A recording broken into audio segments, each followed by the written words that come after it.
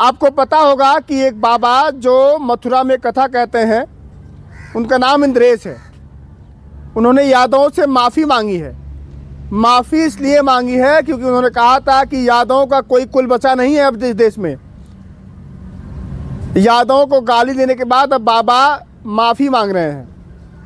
ये वही बाबा हैं जो कहते थे कि मोह माया काम लोभ से क्या लेना देना, ये सब मिथ्या है, इससे दूर रहना चाहिए। वही बाबा जयपुर में करोड़ों की शादी करते हैं। उनकी शादी में कुमार विश्वास, धीरेन्द्र शास्त्री, तमाम वो बाबा शामिल होते हैं। बढ़िया शादी करते हैं करोड़ों की। तो लगता है कि बाबा कर्जे में हो गए हैं करोड़ों की शादी करने के बाद। तो पैसा कौन देगा, वो कर्जा कहाँ से पटेगा। तो यादवों को गाली देकर लगता है कि भूल कर दी। हमको लगा कि यार चंदा कहाँ से आएगा, और मथुरा में कथा कहनी तो यादवों से चंदा लेना बहुत ज़रूरी है। यादव ही तो है जो दान दक्षिणा देगा, और मथुरा में है कौन, मैक्सिमम यादव ही है। तो उन्होंने यादव से माफ़ी मांगी। लेकिन यादव समाज से ये कहना चाहूँगा मैं कि इस खेल को समझिए। यादव दक्षिणा देगा, यादव सेवा करेगा, यादव अपने घर का दूध दही मक्खन घी खिलाएगा, फिर यादव ही गाली खाएगा। फिर इस बाबा को समझ में आएगा कि मेरा जो धंधा है दान लेने का, दक्षिणा लेने का, वो बंद हो जाएगा अगर यादव नहीं देगा। तो क्या करता है वो, फिर आके सार्वजनिक में माफ़ी मांग लेता है हंस के कि अरे गलती हो गई, बुरा मत मानिए आप लोग, मेरा कहने का मतलब वो नहीं था। नहीं, वो बैठा होगा, उसने खर्चा देखा होगा शादी का, फ्यूचर देखा होगा अपने बच्चे का, कि जो मेरा जो धंधा है जिससे मैं दान दक्षिणा लेता हूँ, कमाता हूँ, वो बंद हो जाएगा। पैसा कहाँ से आएगा।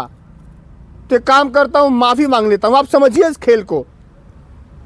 ये केवल यादव के साथ नहीं है, जितनी भी तमाम बहुजन की जातियाँ हैं, जो पिछड़ी जातियाँ हैं,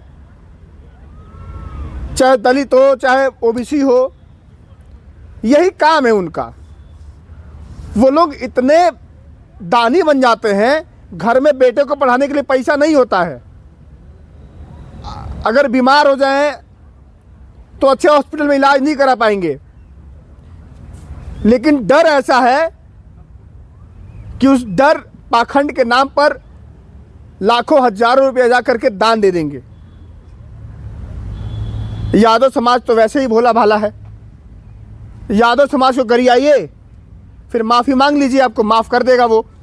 फिर अपने घर का दूध दही घी मक्खन ला के आपको खिलाएगा। वो कह रहे कि मथुरा में तो कोई यादव बसा ही नहीं है। यादव ने थोड़ा बहुत विरोध किया, लेकिन आप देखिएगा फिर वही यादव जाकर के उनका चरण चुम्बन करेगा। आपको याद होगा कि नहीं होगा कि इटावा में एक यादव जी ने कथा कह दी थी, भागवत कथा यादव जी ने कह दी तो सिर मुंडवा दिया गया था, मूत्र विसर्जन किया गया था उनके ऊपर। फिर भी नहीं समझेंगे आप लोग। आप लोग कहते हैं ना कि कृष्ण के वंशज हैं हम लोग, तो भागवत किसकी कथा है, किसके बारे में बताया जाता है, कौन है उसमें। अगर आपको अपने कुल के देवता के बारे में पढ़ने का लिखने का हक नहीं है, सार्वजनिक रूप से अगर आप बात नहीं कर सकते हैं, बात करेंगे तो लोग आपको ऐसे अपमानित करते हैं, सिर मुड़वा दिया जाएगा, गाली दी जाएगी, कहा जाएगा कुल नहीं बचेगा, कुल का नाश हो जाएगा, सत्यानाश होगा। तो लगता है कि आप लोग जो कर रहे हैं सही कर रहे हैं। तार्किक बनिए, बन सकते हैं तो।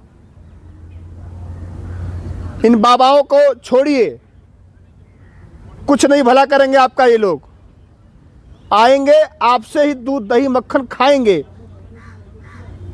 आपके ही घर का ले जाएंगे बढ़िया बढ़िया। आप अपने बेटे को दूध दही मक्खन घी नहीं खिलाएंगे, लेकिन कोई बाबा आ जाएगा तो आप बढ़िया उसको परोसेंगे, क्योंकि वो आपको डर दिखाएगा कि आपके साथ फ्यूचर में ये हो जाएगा, ये हो जाएगा, ये हो जाएगा।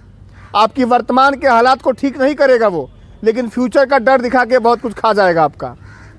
यही हो रहा है, समझिए। आप अपनी राय देना मत भूलिएगा, और बताइएगा कि आप फिर से आप लोग तैयार बैठे हैं कि कोई और बाबा 2-4 महीने बाद कोई और आएगा, फिर ऐसे अनाप शनाप बोल के चला जाएगा, फिर आके माफ़ी मांग लेगा। आप लोग कहेंगे ठीक है माफ़ी तो मांग लिया, डर गया हमसे। अरे आप समझिए नौबत क्यों आई, वो डर गया है।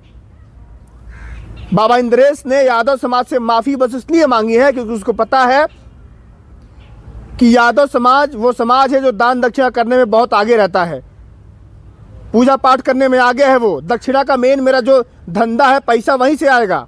अगर यादव समाज नाराज़ हो जाएगा तो मैं कथा कहाँ कह पाऊँगा, पैसा कौन देगा, मेरा घर कैसे चलेगा, दूध दही मक्खन फ्री में कौन खिलाएगा, शादी किया हो करोड़ों का वो कर्जा कहाँ से पटेगा, अब मेरे बेटे का फ्यूचर क्या होगा, वो बढ़िया स्कूल में विदेश में कैसे पढ़ने जाएगा अगर यादव पैसा नहीं देगा तो।